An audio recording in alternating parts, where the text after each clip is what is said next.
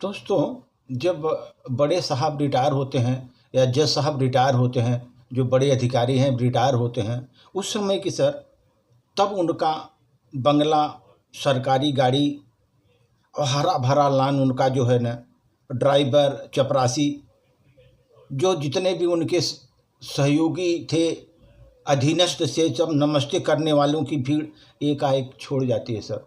एकाएक सभी छोड़ जाते हैं, चूँकि वो हमेशा यह माने बैठे थे कि वो बेहद ज्ञानी हैं। वो हमेशा यही मान कर बैठे हैं कि वो बेहद ज्ञानी हैं। ऑफिस को चलाना मुश्किल होगा उनके बिना, वही ऑफिस चला सकते हैं, दूसरा कोई नहीं चला सकता, ऐसा उनके मन में रहता है सर।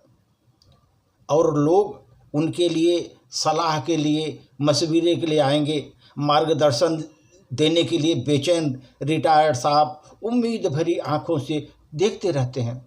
उम्मीद भरी आंखों से देखते रहते हैं, लोग मुझसे आएंगे, मार्गदर्शन लेंगे, मैं मार्गदर्शन करूंगा। पर सर अफसोस, कोई फटकता नहीं। रिटायर के बाद कोई फटकता नहीं। वह पाता है कि दुनिया उसकी उम्मीद से कहीं पहले ही बदल गई थी। दुनिया उसके उम्मीद से पहले ही बदल गई थी। अब उसे कार का दरवाज़ा खुद खोलना पड़ता है, शॉपिंग के वक्त खुद का बिल चुकाना पड़ता है। अब बेचैन साहब अब मिलनसार होने की कोशिश करता है, पब्लिक से मिलनसार होने की कोशिश करता है। शादी, मुंडन, हर त्योहारों में उन न्योतों पर इज्जत करने लगता है। वो पाता है कि सबके सामने याचक बने रहने से वाले रिश्तेदार अचानक निष्ठुर हो जाते हैं।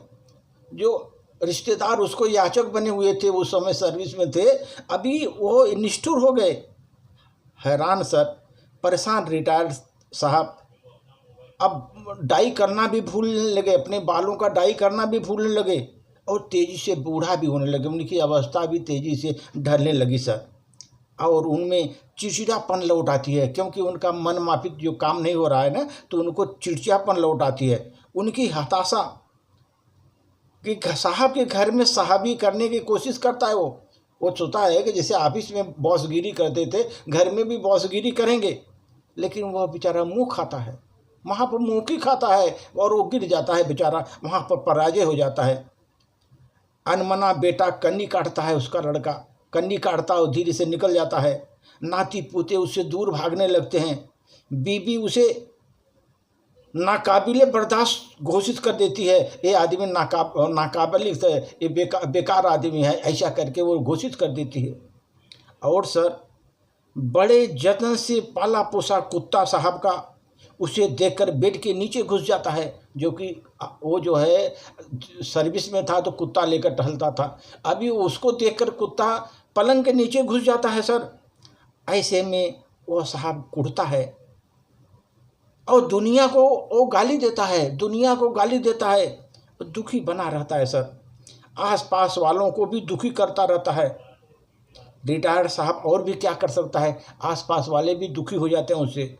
जब तक जीता है साहब यही करता है सर।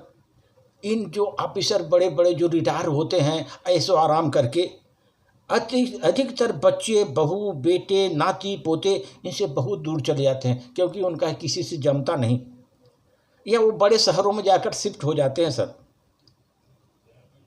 और अपना स्वयं का आलीशान बनाया गया घर मोह माया के चक्कर में वो छोड़ नहीं पाते, आलीशान घर में पड़े हुए हैं। और अपना स्वयं पर बनाया गया नतीजा है होता है सर, उनकी ज़िंदगी अकेले में कटती है, एलोन रहते हैं सर, ज़िंदगी अकेले में कटती है। बीमारी में कोई साथ नहीं होता, खाना भी रूखा सूखा, फिर नौकर जो बना दिया उसको ज़बरदस्ती खाना पड़ता है सर। खाने में मीन मेज की गुंजाइश नहीं रह जाती, जो बना है खाओ। मरते वक्त भी कोई साथ नहीं होता सर। कितना डरावना है, बीभत्स अमानवीय लगता है ये सब। इन सब के जिम्मेदार वो साहब खुद ही होते हैं, क्योंकि वो माया जाल में इन्हीं का रचा होता है, ये माया जाल उन्हीं का रचा होता है और समय रहते सुधार उनमें आवश्यक है सर। साहबी छोड़ करके अब उनको मानवीयता अपनाना चाहिए। रिटायरमेंट बाद मानविकता, मानव, एक मानव दूसरों को प्रेम करना वो सीखना पड़ेगा उनको सर, और ये मानवीयता अपनाना पड़ेगा, और अपने को जितने भी रिटायर पर्सन हैं उनको दोस्त बनाना पड़ेगा, मैक्सिमम लोगों को दोस्त बनाना पड़ेगा, उसमें अपना समय देना पड़ेगा, दूसरे के काम आए आओ ऐसा उनको लगना चाहिए, और एक दूसरे के साथ मिल करके जितने भी सीनियर सिटीजन मिल करके उनके साथ समय व्यतीत करना चाहिए सर। याद रखिए सर, जो आप साहबी जो पकड़ कर रहता है, ऑफिसर मैं हूँ, बड़ा ऑफिसर हूँ, वो पकड़ कर रहेगा, ज़िंदगी छूट जाएगी सर, कोई नहीं लाइक करेगा उसको। ये जितना है सर आपको समय के अनुसार बदलना है। जब तक सर्विस में थे तब तक आपका पोज था, बहुत बड़ा पोज मार करके चलते थे, अभी रिटायर हो गए तो रिटायरमेंट कंडीशन चलिए, उस तरह का पोज फिर मारने चलेंगे तो आप परेशान ही रहेंगे, ज़िंदगी आपके हाथ से छूट जाएगी, बच्चे निकल जाएंगे और आप एकदम एलोन पड़े रहेंगे, अकेले अकेले ही घर में पड़े रहेंगे सर। और इसलिए दोस्तों के साथ समय बिताएं, अपने में परिवर्तन लाएं, ताकि आपको जीवन आपका बहुत ही सुखपूर्वक व्यतीत हो सर। धन्यवाद।